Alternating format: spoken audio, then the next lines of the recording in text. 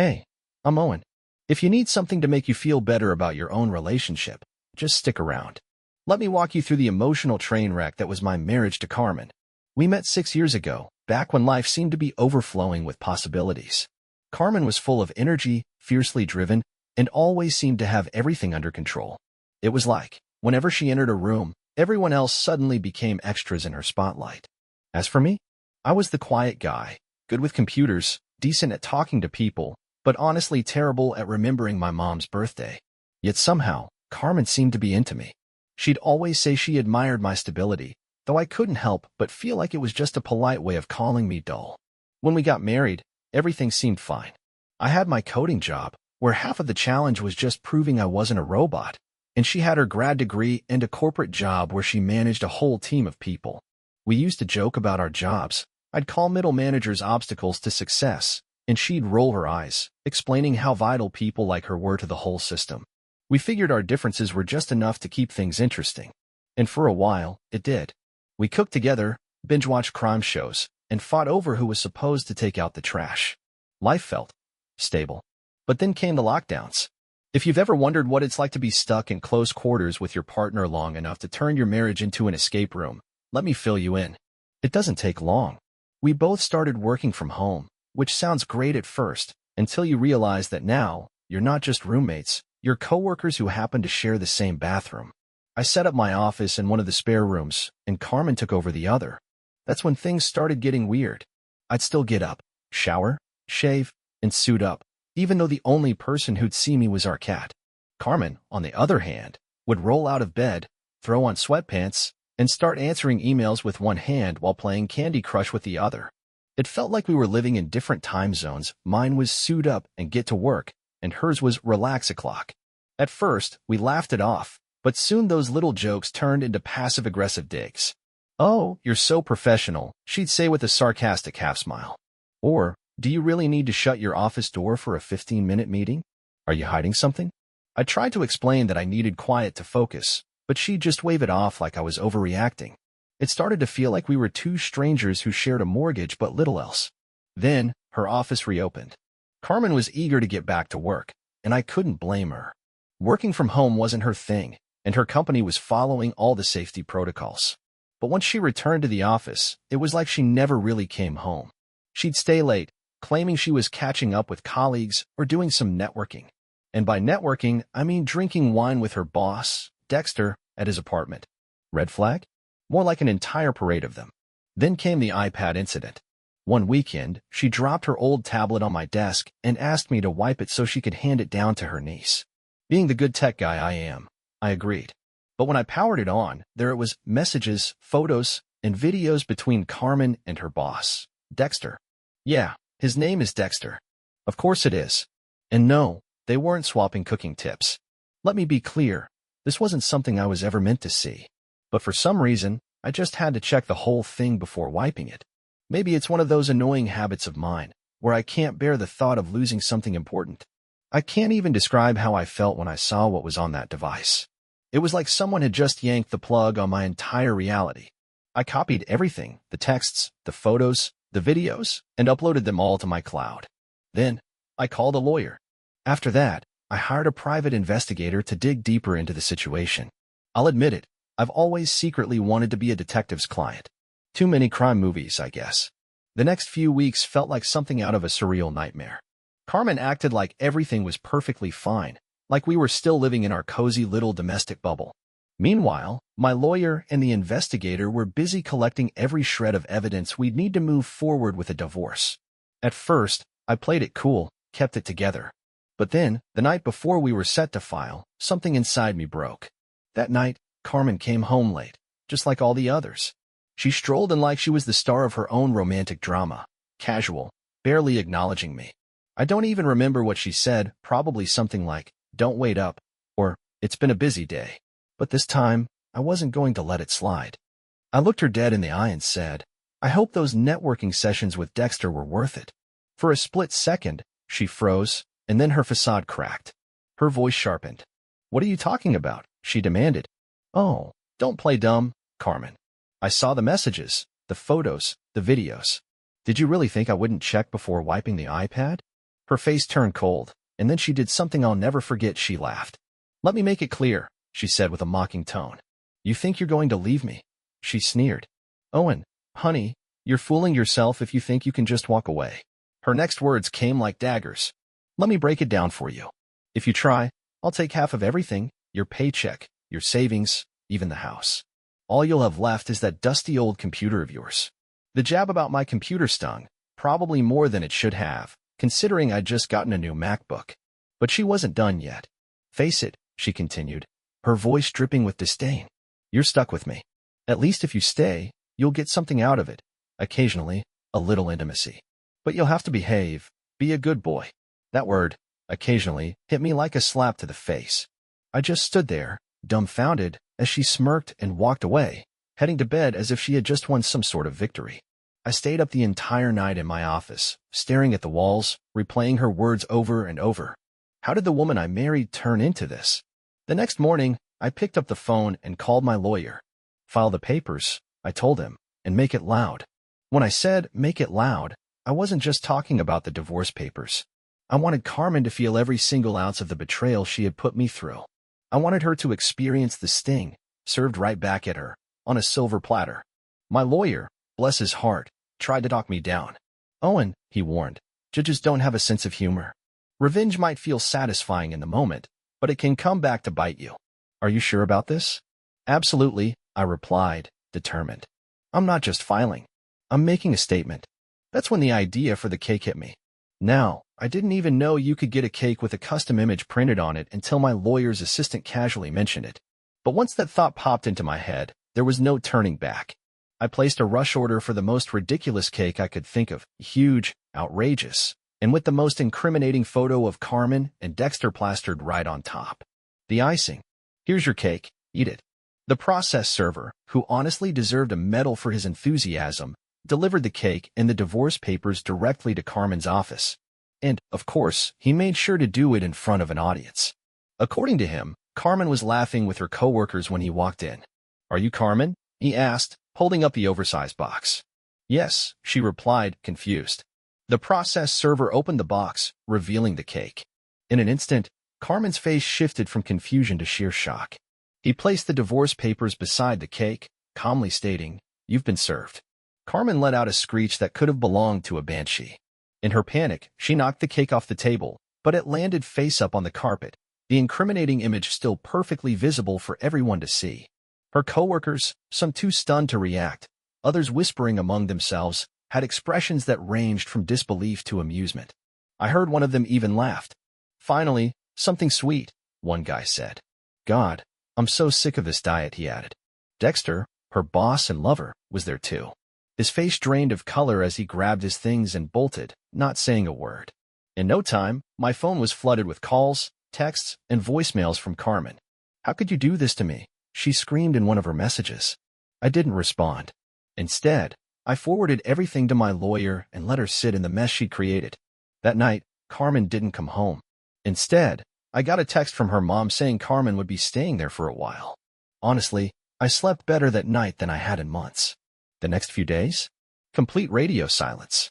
Carmen was holed up at her mom's place, and for the first time in what felt like forever, a massive weight was lifted off my shoulders.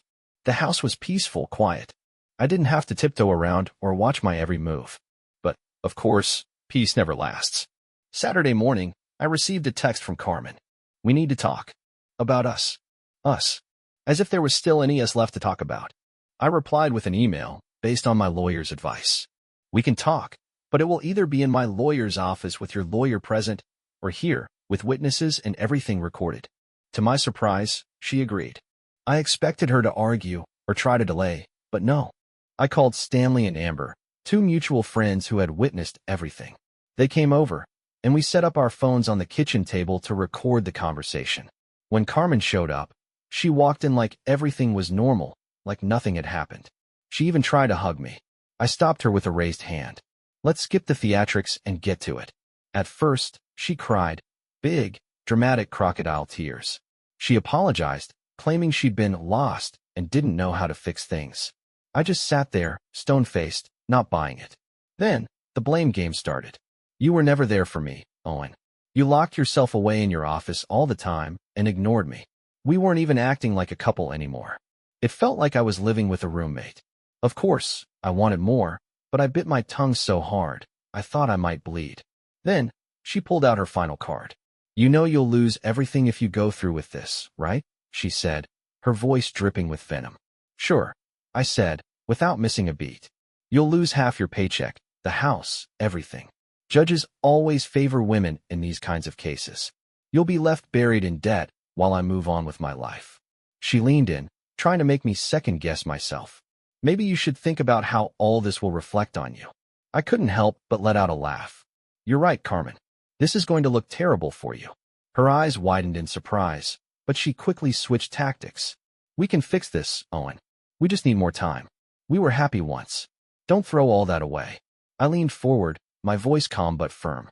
Carmen, there's nothing to fix. It ended the moment you decided to sleep with Dexter. If you want my advice, I continued, get a lawyer and maybe start figuring out how to deal with the co-workers you've been blackmailing. Oh, I know about that too. Good luck. For the first time throughout all of this, her face drained of color. She looked genuinely frightened. But true to form, Carmen couldn't resist one final jab as she stood up to leave. You'll regret this, Owen. You'll never find anyone better than me. I just smiled. Guess we'll see, won't we? With that, she stormed out of the room, slamming the door behind her. Once she was gone, I knew I couldn't just sit around and wait for her next move. My lawyer had been crystal clear. Protect yourself first. Emotions can come later. Finances come now. The first order of business? Split the savings. I opened a new account in my name and transferred half of everything into it. It wasn't sneaky or underhanded. It was just the smart thing to do. I also froze my credit and removed my name from any joint accounts that didn't require her signature. Subscriptions? Changed. Utilities? Moved to my account. Mortgage autopay? Adjusted. The house, though, was the real problem. Technically, it was ours, but there was still a hefty chunk left to pay. My lawyer had warned that Carmen would likely fight for it, either to live in it or just to get back at me. Honestly, I wasn't ready to give it up. This house had been my project, my sanctuary. I wasn't about to let her turn it into some kind of trophy, so I started looking into my options. Could I refinance the mortgage in just my name? Would it make more sense to sell and cut my losses? My lawyer advised me to play it cool and wait to see what Carmen's next move would be. The thing is, Carmen didn't seem to have any angle. She was too busy dealing with the aftermath of her work scandal. It turns out, my little cake stunt had become a gift that kept on giving. Word spread fast at her office. Dexter, her boss-turned-lover, ended the affair immediately, telling her he'd only communicate with her on business matters. From what I heard, he started avoiding her as much as possible, and her so-called work friends, the ones who had been cheering her on, turned on her faster than a plot twist in a bad soap opera. One of them even started calling her Cake Girl behind her back. Ouch. The pressure really took a toll on Carmen. HR didn't officially intervene, but it was pretty obvious to everyone that she was on the outs. By the end of the week, she quit. She claimed it was to focus on her personal life, but we all knew what that really meant. Now, she was jobless, friendless, and, from what I could tell, completely overwhelmed. She had no time to prepare for the divorce because she was too busy trying to put out the fires she'd started in her own life. Meanwhile, I was making progress. I started consolidating my assets and planning for what life would look like after the divorce. I even began therapy, not just to process the mess Carmen had left behind, but also to make sure I didn't carry any of this emotional baggage into my future. Let me tell you, going to court for a divorce feels a lot like walking into a boxing ring where the referee is secretly hoping you both knock each other out. Carmen walked in like she was auditioning for a role in a legal drama, her hair perfectly styled and her heels clicking as if she owned the place. As for me, I showed up in a clean shirt, with the quiet confidence of someone who had all the receipts. My lawyer? A shark. Carmen thought she had the upper hand.